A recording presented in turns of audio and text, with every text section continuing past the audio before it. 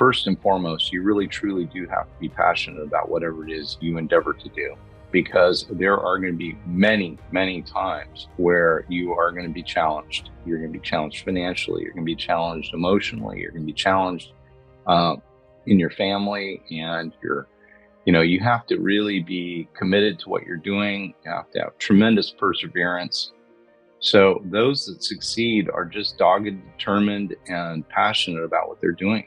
And if you combine that with a solution that has the right timing, you're very likely to figure out a way to get there. The Tom Screen podcast is owned and made possible by Ethical Marketing Service. If your business is struggling with Google or Facebook ads, maybe you're frustrated figuring it out, or there's a performance issue, Ethical Marketing Service has worked on hundreds of accounts and we can help in this area. We offer a 30-day money-back guarantee, and for every direct account we look after, we sponsor a child in a developing nation with food, water and education. If you would like to find out if we can help, it's a free, no salesy consultation call, and the link is in the description. Enjoy the episode.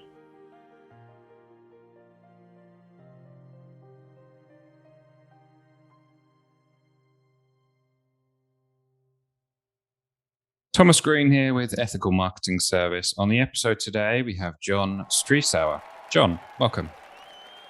Hello, good to be here. It's good to have you. Would you like to take a moment and tell the audience a bit about yourself and what you do? Sure, be happy to. So my name is John Strisower. My background is in computer science, electrical engineering, network engineering, serial entrepreneur for 35 years in different industry segments, and 10-year, 3-time Tesla owner, operator.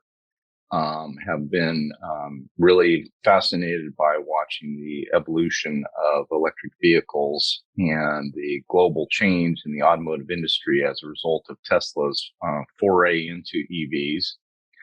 And started a company called Kilows, Inc., which is aimed at providing ultra-fast charging initially along U.S. interstates to help automakers deliver a satisfactory experience to consumers, because we are working globally to electrify the transportation fleet.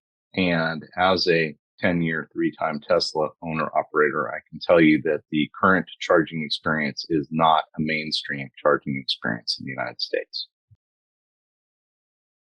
Okay. And do you mind going into what's the main driver for why you started this particular business? Well, I think if you take a step back and look at what's happening globally today, we are remaking our global energy system and everything that goes with it. So transportation is going with that. Electric is changing dramatically. We are decentralizing and defossilizing our electric grid around the world. And when you take this cumulatively and look at it, it's the largest shift in human history economically. And it is the strongest market timing and strongest market signal that has occurred since I've been alive, and I would argue while I will be alive. So this is an absolutely gargantuan shift that's happening. And I know that I can make a contribution to improving the charging experience. And so I sort of look at this as 120 years ago, the early days of the oil industry, when people were sitting around thinking about, maybe we should have gas stations. Where should those go? We get a chance to remake that experience now, but doing it for zero emission vehicles.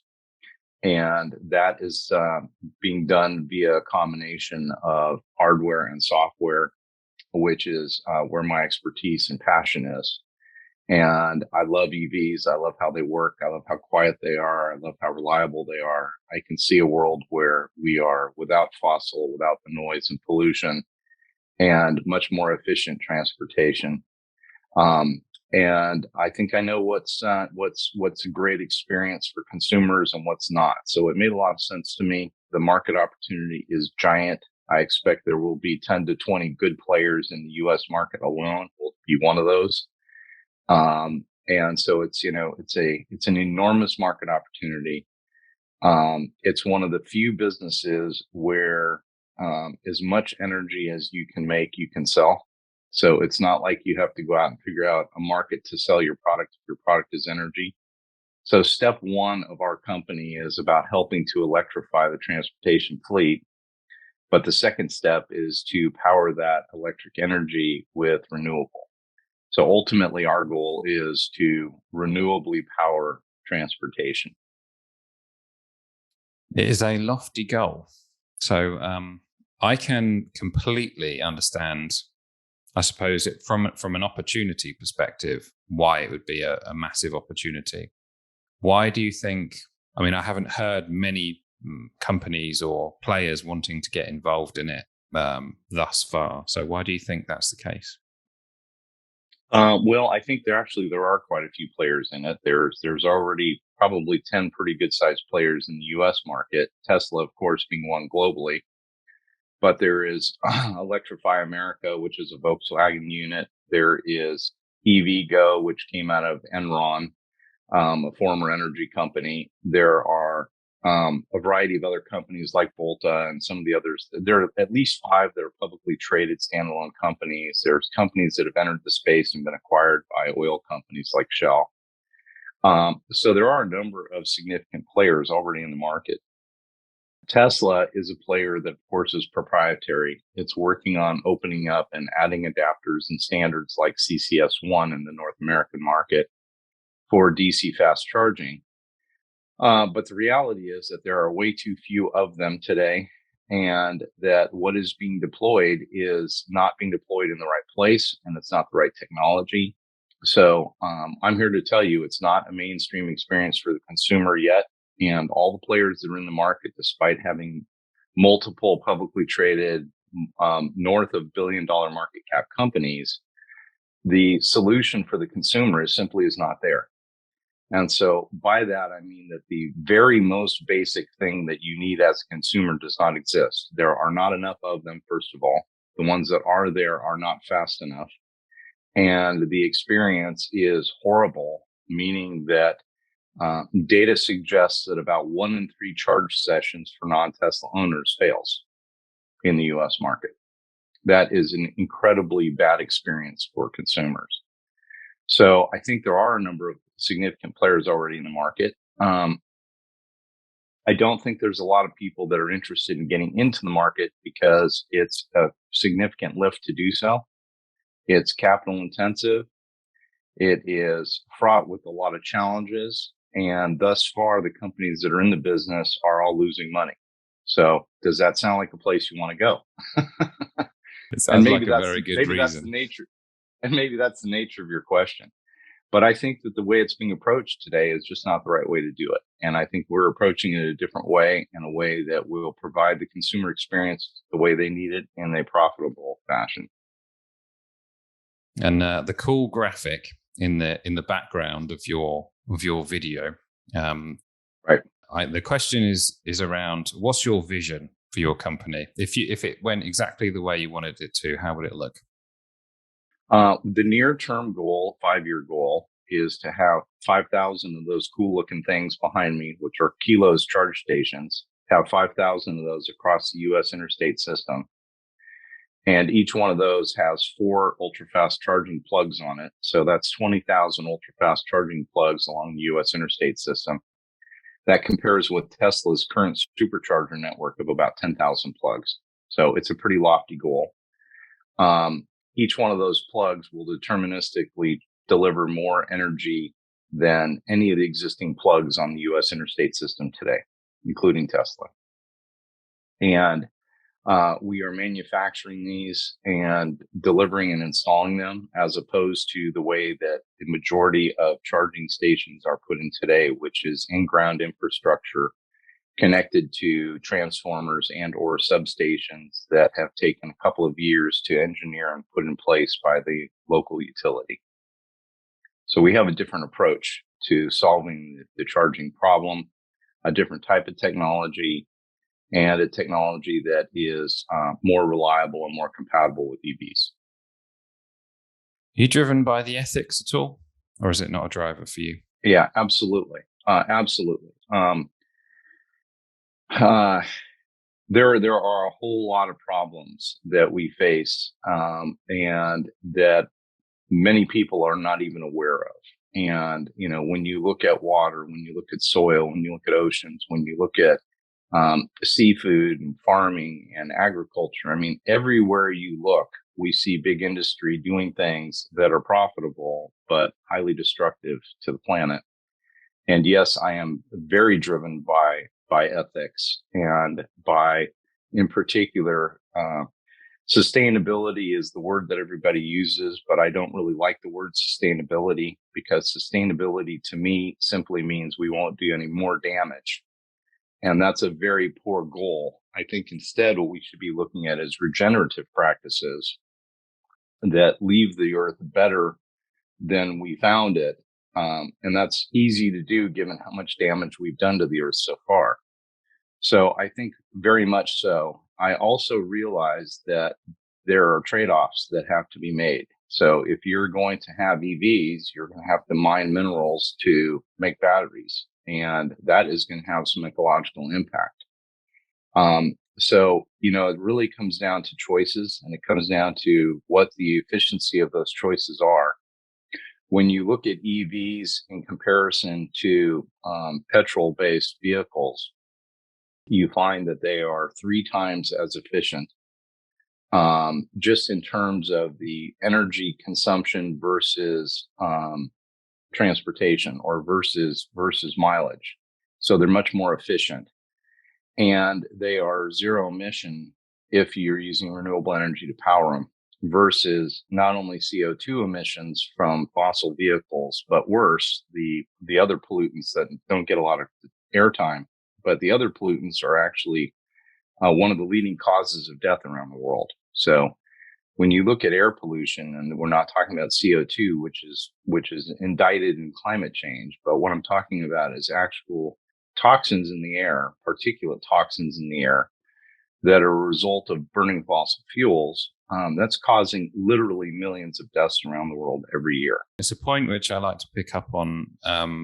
Whenever climate change is quote unquote debated, it's almost, for me, I'm 100% on board with that topic, but it's almost like that's a future problem, whereas there is a major problem right now, which electric cars essentially, I mean, it's not 100% solved as far as I'm aware, but in terms of the pollution in major cities, for example, it pretty much solves that problem by almost straight away if everyone drove electric. Is that accurate in your view?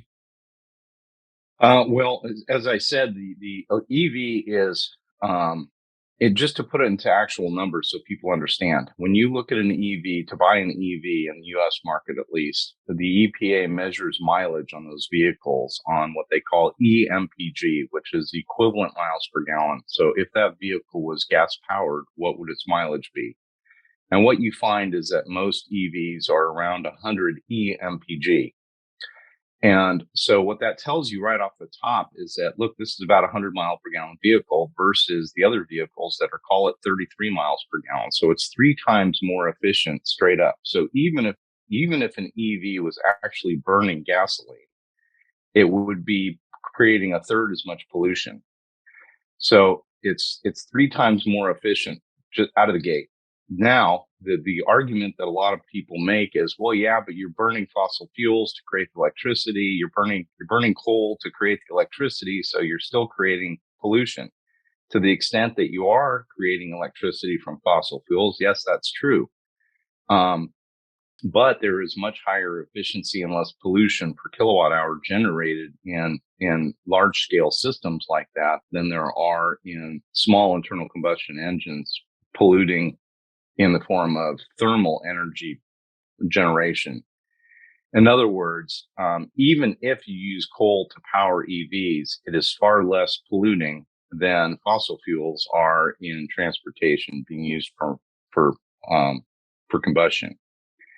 And the longer, and that's why I said my company's vision is actually 2 steps. The first step is electrifying the fleet. The second step is making sure that power comes from renewable sources. And there's a reason why it's 2-step. It doesn't just start with renewable. And we can certainly get into those details if you're interested. But I think that once you have an electric fleet, it becomes much, much easier to get rid of the fossil fuels that are used for creating electricity. And these are things that are happening simultaneously too. The electric grids around the world are decarbonizing and they're decentralizing. They're becoming distributed renewable. The cost of solar energy today is lower than any other form of energy generation. So when you compare solar in most markets around the world, it actually costs less per kilowatt hour generated of solar energy than it does for the operating costs for existing plants that are fossil or are coal based. So, I mean, it's an absolute zero brainer that we should be doing solar today. So, if you had one question to ask, and 10 years from now, someone would be able to tell you the answer, but it's present moment, what question would you ask? What would you want to know if it was about your business 10 years from now? I need to noodle on that for a second. I need to kind of understand what is the question of the question.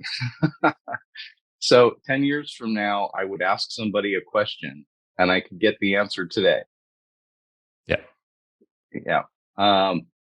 Boy, that's a good question. I have some what's the word I'm looking for? Predictions of what's going to happen 10 years from now. And I'm curious about some of those predictions, whether they actually happen or not.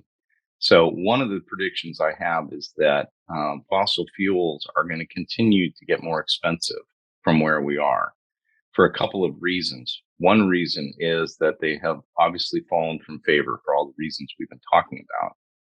Well, but secondly, because the global financing for fossil fuels is drying up, there's less and less money being applied to it. And the people that are in the fossil fuels business are realizing that they are going to have enormous stranded assets, trillions of dollars of stranded assets that they're going to have to do something with and find some way to pawn them off on somebody else that's willing to take the tail risk on stranded assets in the fossil business.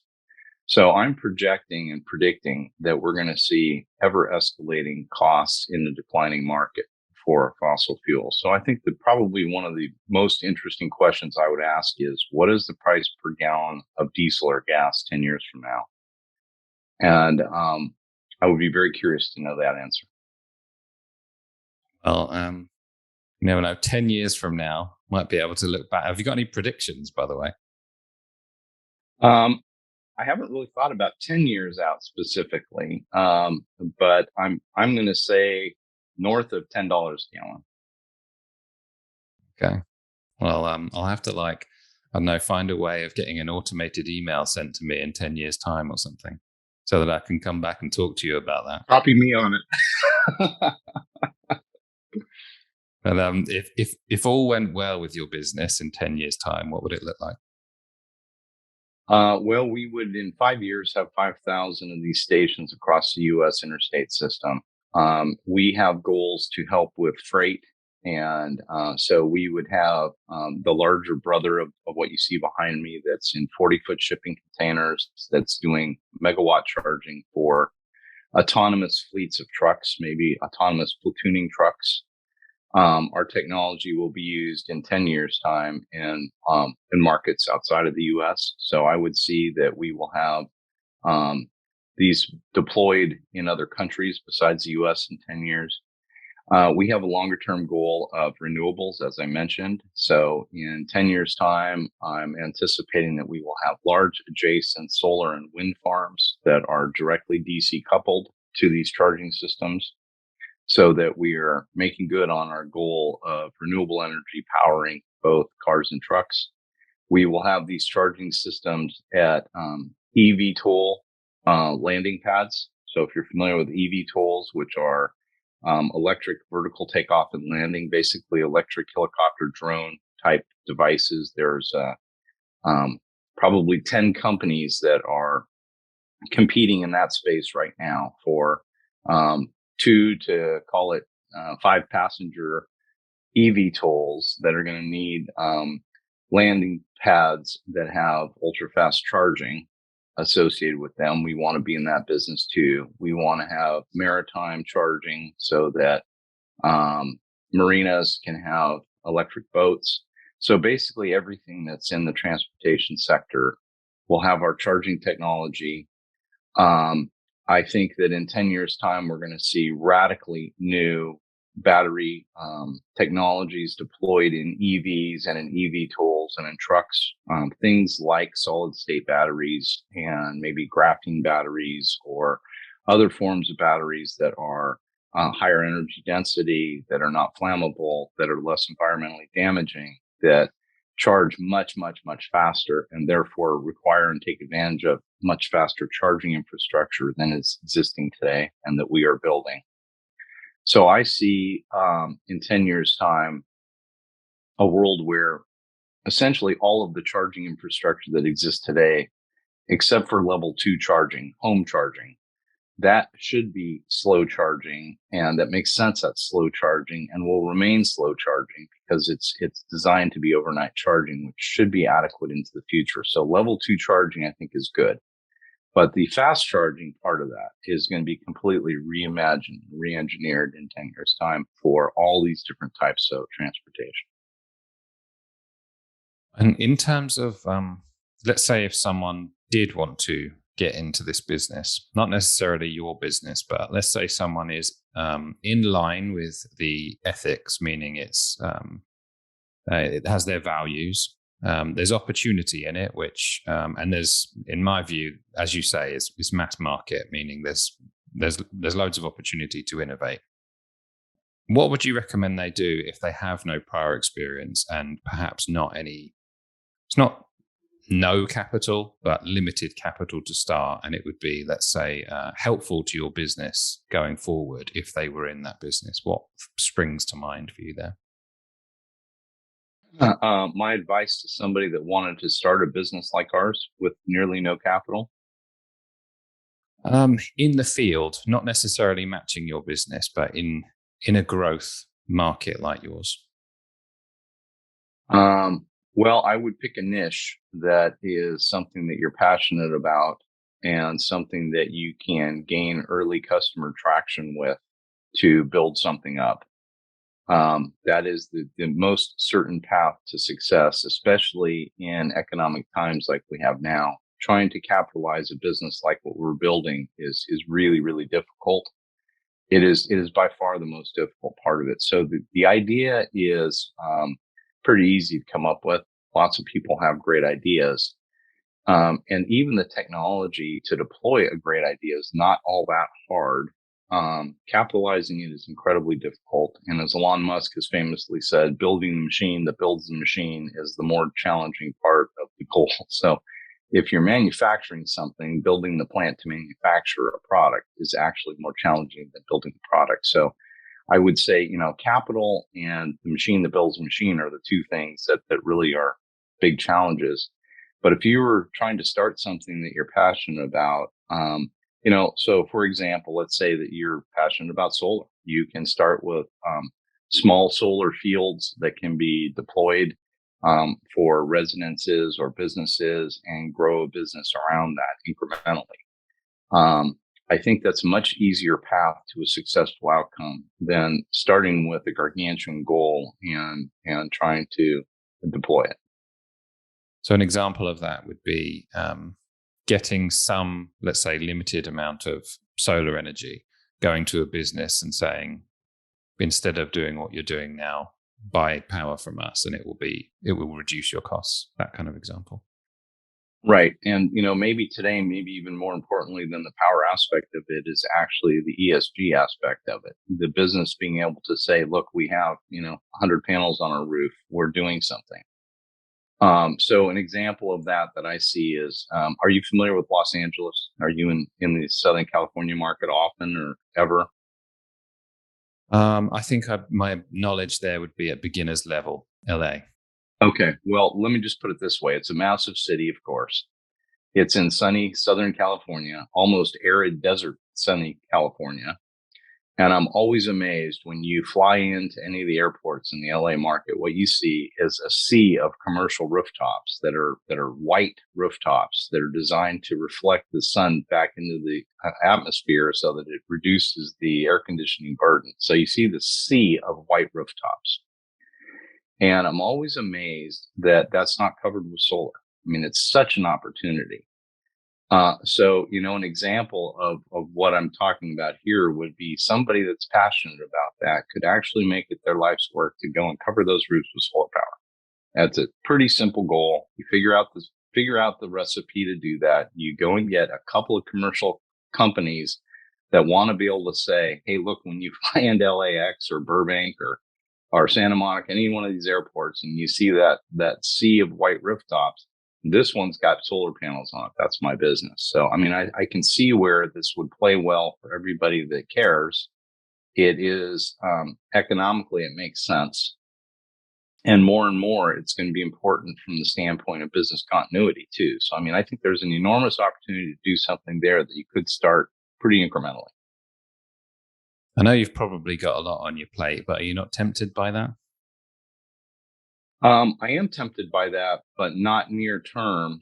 And as we get into the renewable energy phase of our business, I'm very tempted by it because one of the things that differentiates our charging solution from all the other players that are out there, maybe not all of them, but the majority of the larger players in the US market anyway would say that we are an energy storage based solution. So that box behind me in my picture there is full of batteries. And that's not like what the others are. The others are grid connected. They're just basically hanging on the grid, relying on the grid to provide the energy to charge cars. We don't think that's the right approach because you can't deterministically deliver a charging experience to a consumer, especially if you want to upgrade in the future to faster and faster charging. That's not a very upgradable solution, but batteries are. So I actually think, going back to the top of our call, when I mentioned that the entire planet is going through a global energy transformation, that is what's happening at the real roots of the whole thing. We're converting from fossil energy to non-fossil energy. We're converting from fossil energy to renewable energy. And that transition is going to require batteries. That's the only solution that's really known to mankind that's really feasible today. Yes, there's all kinds of compressed air and hydro in certain markets and gravity systems. And there's all kinds of ideas that people are coming up with. So by no means saying that there aren't other ways of doing it. But today, what's commercially available, it's batteries. And batteries are, when I look at this from the big picture, I see that batteries are the critical component to all of it. Batteries are the way that we're transitioning from fossil to something else. And so when I look at that sea of rooftops in Los Angeles, what I'm tempted by is not so much the solar panels, although that's a critical component of it. I'm actually tempted by the batteries because that's what really gives you the ability as a business owner to have resiliency in your business.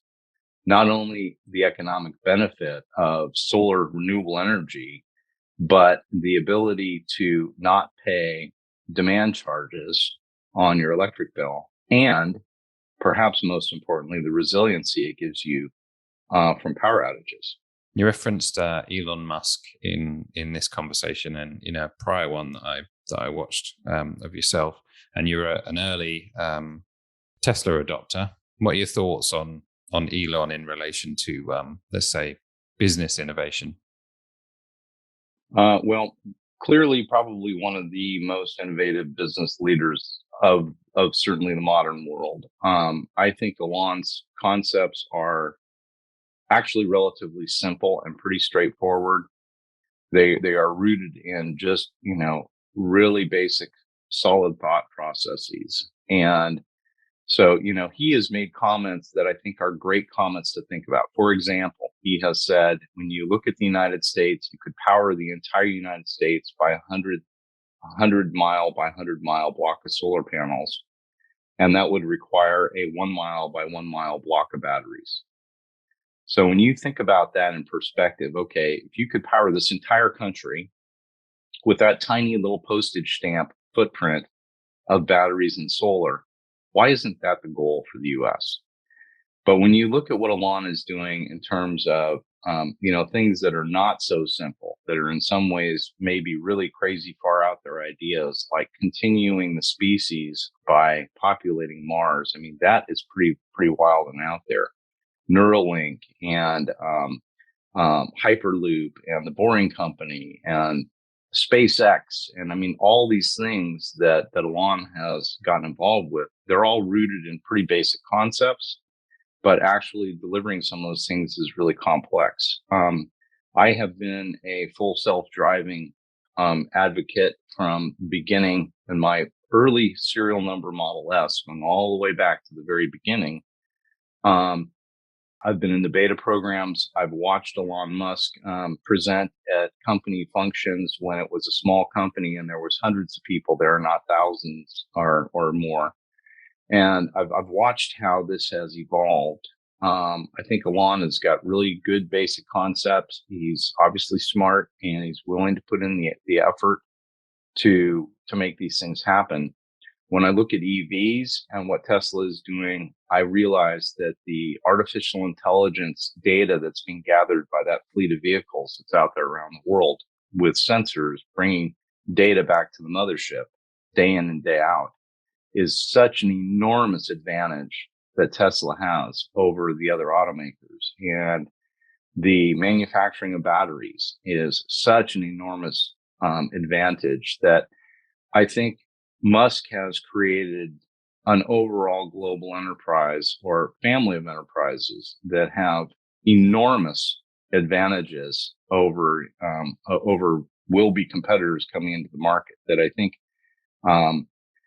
he made a comment that years ago sounded crazy, which was, we're going to build something that's more valuable than Apple.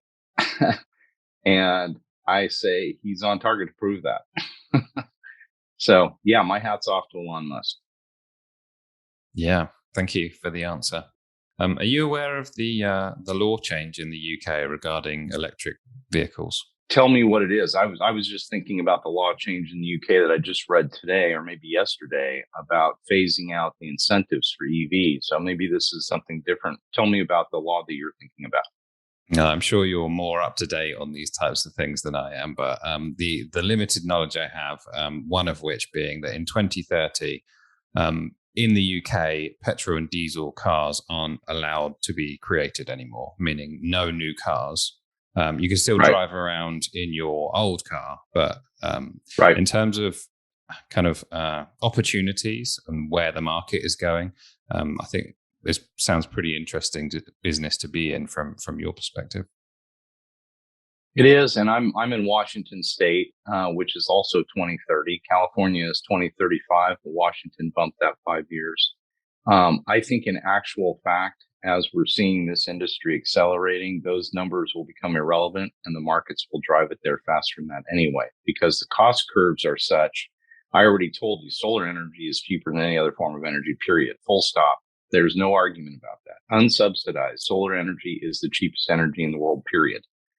So, if you just think about it from selfish economics, we're going to see solar dominate, and solar is going to be paired with batteries. We're going to see EVs overtaking ICE and diesel vehicles, gas and diesel vehicles, for simple economic reasons. And the legacy automakers have been very reluctant to turn the corner because they knew as soon as that happens, everything they've built over the last 100 years is going to have to be retooled, and they are going to be at a disadvantage to the new EV companies that are coming in. But now that the tide has turned, the legacy automakers are scrambling to figure out, okay, how do I shed my gas business and become a player in the EV business? Because everyone knows where it's going. When you think about an internal combustion engine vehicle, it has the engine and drivetrain is approximately 2,000 moving parts.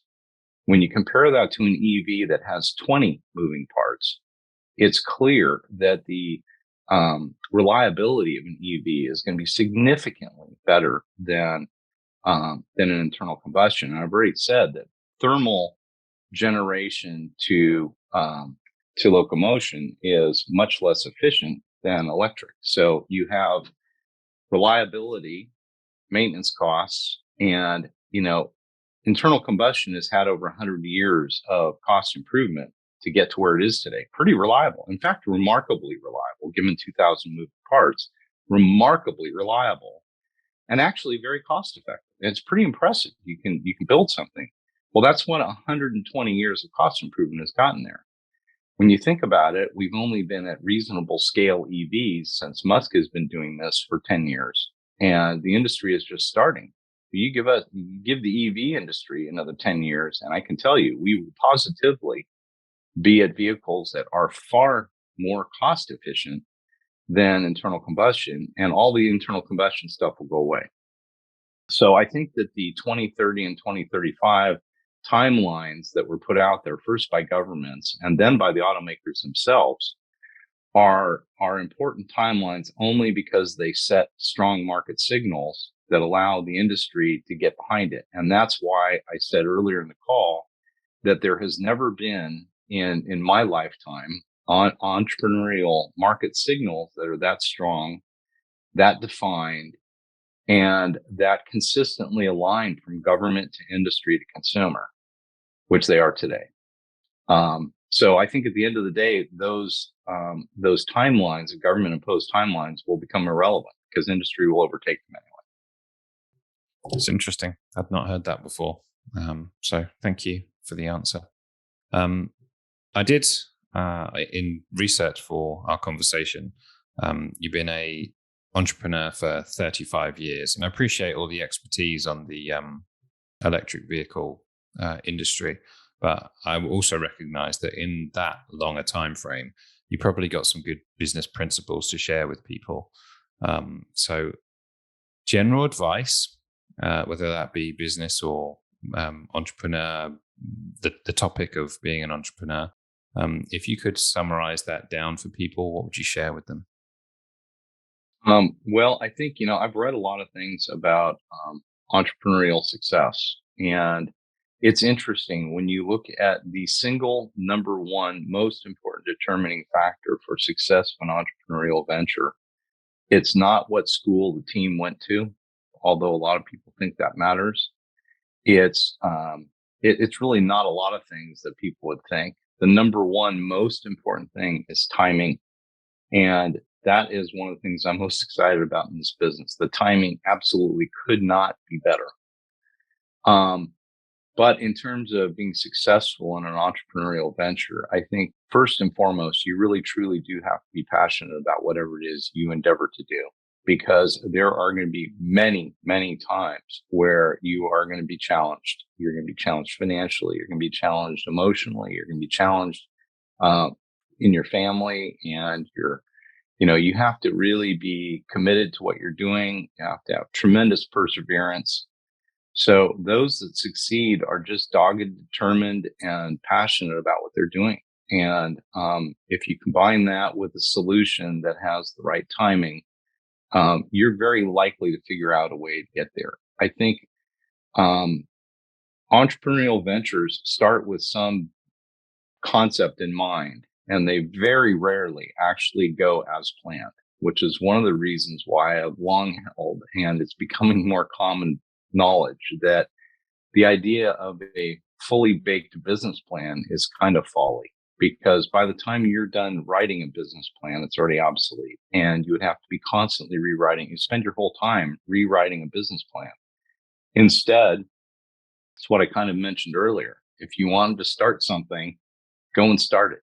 Go and acquire 10 panels and go put them up somewhere and get somebody to, figure out some business model that works for that, and then get another 10. And those are the kinds of businesses that ironically are pretty likely to succeed, because you're figuring out the solution in real time, and the solution is not obvious. I mean, if you're going to start a pizza company, that's something that's been done a lot of times. Then you can go and look to, okay, well, the other 400 pizza companies have done it this way, and you can figure out that's what it's going to take to succeed. You can look at what's been successful and figure it out. But when you're doing something new, you know what? It's not going to turn out the way you plan. And you can have a direction where you want to go, an ultimate goal of where you want to go, but there's lots of forces that are going to apply, are going to be, inputs on your business that you don't control. And so you got to be able to pivot as needed to ultimately get to where you want to go. Have you got any biggest wins that you'd like to share from your business career? Yeah, I've had some pretty big wins in internet advertising as an example. So, it's kind of funny looking back at it that in my career, I have been looking at what the future is going to be. And not because I have some crystal ball that's better than anyone else's, but just looking at pretty obvious things. So in an internet advertising business, founded it and ran it for about 10 years. I was telling global retailers and media companies that this idea of digital is something that was really going to happen. And it's amazing on the two tails of the customer bases I was talking to.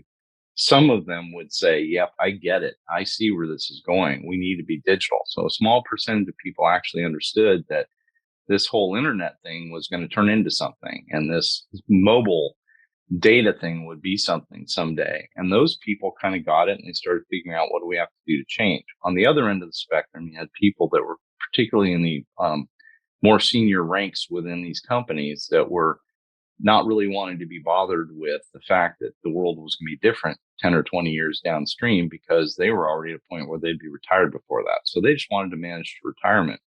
And then in between, you have a whole lot of people that were thinking about, okay, well, how does this affect me? What does this mean to me? What do I have to do?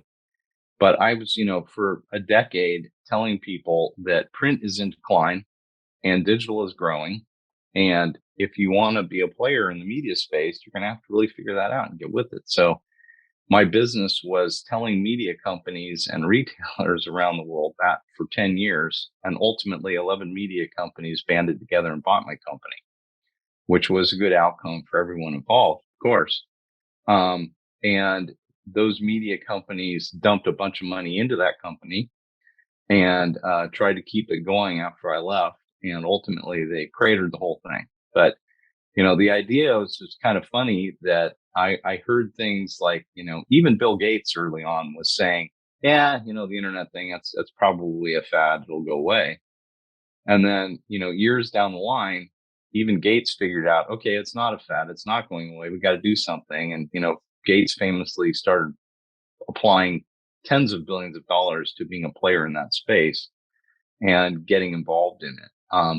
So it's fascinating to me just to see how, innovation and disruption occurs in industries. But that's one of the ones that I'm pretty excited about. Thank you for sharing that. Any biggest challenges that come to mind? Well, I think the biggest challenges are number one, first and foremost, are personalities. So you can really easily have people within your company on your board or investors that are challenging personalities and they can make life miserable. So that is the first thing that comes to mind in terms of biggest challenges. The second one is capitalizing businesses, particularly if you're trying to do something that is, a larger goal of some kind. Capitalizing it is very challenging because you're spending an awful lot of your time and energy trying to get investors to finance your vision. And it means telling your story many, many, many times, becoming, evangelical about it. And it's at counter purposes to the business of the business. So that's a big challenge. I think once you overcome that challenge and you're capitalized to go about your business, that's when it becomes extremely fun to be an entrepreneur. Because at that point, you actually have the rocket fuel to start watching your vision become a reality. And at some point, an entrepreneurial endeavor takes on a life of its own. You start bringing smart people into the company that have talent sets you don't. And pretty quickly, you start seeing the thing gaining momentum and rolling down the tracks. And it's just an incredible rush to see a business, growing through that phase. So it's my favorite part is an early stage entrepreneurial endeavor that is financed to achieve its mission and the early phases of growing a team and executing and early customer deliveries and the wins there. It's just a blast. Would you say that's where you are now? I would say we're nearly there. Yeah, we are. This is an endeavor that is going to require multiple commas in capitalization. It's a big undertaking. So we're not quite there from a capitalization perspective yet, but we have an incredible team of people. I mean, it's the best team of people I've ever worked with in my life. Amazing people from different walks of life that have come together in this and are coming together. I mean, we've got new people that are joining this enterprise on a regular basis, and it's just amazing the level of caliber of people coming together. And so it's really fun. I really appreciate talking to you, and I love the business. I'll be watching. Very very intrigued to know how you get on. So do let me know. Is there anything that I should have asked you about today? Well, that's a good question. Hmm. Uh, I don't really have an answer for that. I haven't thought that through enough to give you a good answer. It's okay. I did say that I was going to ask you about one thing near the end, which is what success means to you. Have you got any thoughts about that? I do. Yeah. I mean, I think I've got a pretty clear view of what success is. I measure success in multiple different timelines, but in the 5-year timeline, I want to have 5,000 kilo stations across U.S. interstate.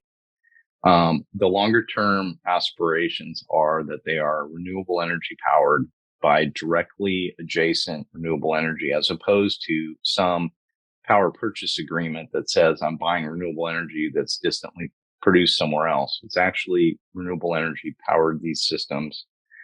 And ultimately that the charging experience is actually improved beyond just reliable fast charging, but that it is renewable energy powered and that it is with surveillance and security and basic services like we expect at petrol stations today, because those are things that don't exist in charging stations today. So in the UK, Shell has come up with a first version of what a charging station should really look like, and I agree with that vision. That's what they should look like. Okay. Well, I do. It's not very often I talk to someone and I feel invested in the success of your company. So I really do hope that you do well. If people do want to know more, maybe connect with you, where do they go? KILOWS.com on the web. And that's a website that will be evolving through time, but it's a good starting point to show what we're up to. And hopefully before very long, we'll be a publicly traded company. So there will be lots of information available there too. And you'll be seeing our stations popping up along the interstates. So I'd love to have you along for the ride. John, thank you for being a great guest today. All right. Thank you so much. I appreciate your time.